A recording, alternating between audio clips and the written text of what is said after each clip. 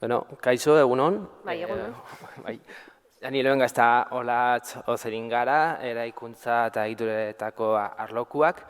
Eta, bueno, irakasgai hau aurkeztuko dizuegu. Irakasgaia euskeraz eskaintzen da, la asignatura se oferta en euskera, pero siempre estamos muy abiertos a recibir a gente de la rama de castellano y bueno, nos intentamos adoptar también para que la gente que no sepa euskera pueda realizar la asignatura. Bueno, dicho eso, pues voy a hacer la presentación en euskera y si algún alumno tiene alguna pregunta que no sepa euskera, pues bueno, siempre nos puede consultar. Ba, esan dakoa, gaur egun, irakasgai hau saiatzen da, eremu profesionalarekin lotura hori izaten, egun egiten diren proiektu asko edo gehienak existitzen diren edo eta ondare bezala izendatuta dauden eraikinetan egiten dira eta proiektu horiek aurrera eramateko ezinbestekoa da haien egitura sistemak ulertzea eta gehien bat egitura horiek nola funtzionatzen duten jakitea, ez? Funtzionamendu egitura horren nondik norakoak jakitea.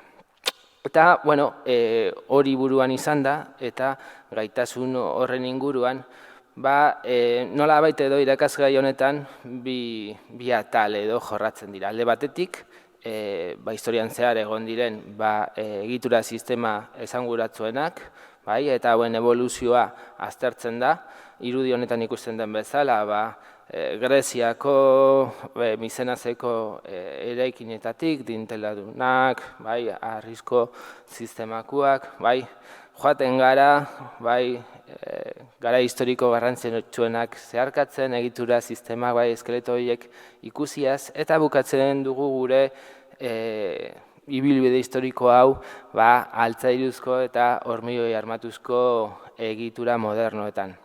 Baina noski, saiatzen gara ulertzen, haien ezaugarriak ikusten, eta nolabeteko egitura hauen modelo egituralak, funtzionamentu egiturala, ikertzen saiatzen gara, kalkulatzen saiatzen gara. Noski ere, batzutan eraikin hauek, ez dira iritzi oso egoera honean gure egun hauetara, eta hori dela eta egitura hauetan egoten diren patologi, kalte, esanguratsuenak ikusten ditugu, baita ere egin daitezken esku hartze teknika batzuk ere.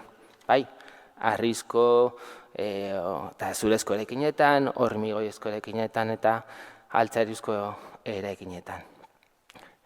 Irakasgaia asteartetan izaten da, 5 ordu, 4 orduko saioak izaten dira, baina 3 zatitan edo antolatzen dugu egunero klase teoriko bat edo izaten dugu eta erdian praktikak egiteko erabiliko genituzke. 2 praktika mota daude, klaseko praktikak, zeinetan egiturak modelizatzen ditugun, eskema egituralak egiten eta kalkulatzen ditugun, ulertzeko, jakiteko nola funtzionatzen duten, eta eduki teorikoen atalde ezberdinak saiatzen gara azaltzen kurtso osoan zehar egiten den praktika nagusi batean zehar.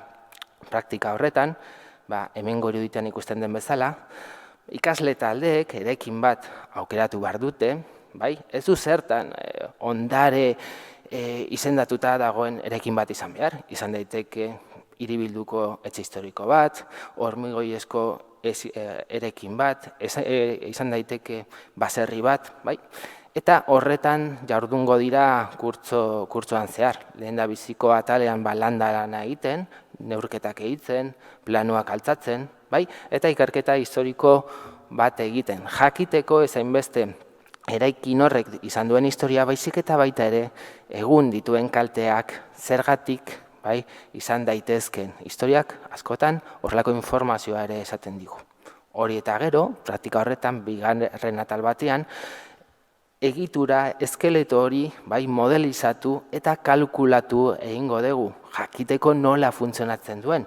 Eta horretan ere, bere kalteak ere ikusiko ditugu, bere gabeziak ikusteko.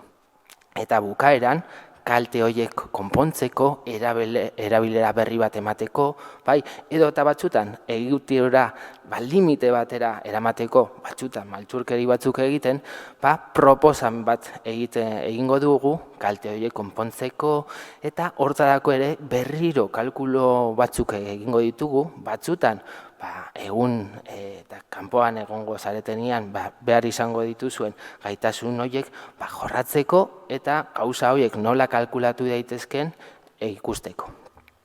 Bai, nik bakarrik azpimarratu nahi dut, naiz eta denbora guztia ez, egitura kalkuloak esaten ari garen, nik uste oso kalkulo errexak diela, eskuz egin daitezkenak, bestela badaukagu programa oso xumeak ebai erabiltzeko, eta egiten dugun guztia oso erabilgarria da, gero lanbidean ikusiko ditugun esku hartze arkitektonikoak, eraikuntza historikoetan, eta inkluso pasaden urtean atrebitu ginen genero ikuspegitik, oain duela oso gutxi onartu den habitabilidade dekretuaren oinarrituta, genero perspektiba ere bai erabiliz, pixka bat esku hartze arkitektoniko horiek bideratu, segun behar dien,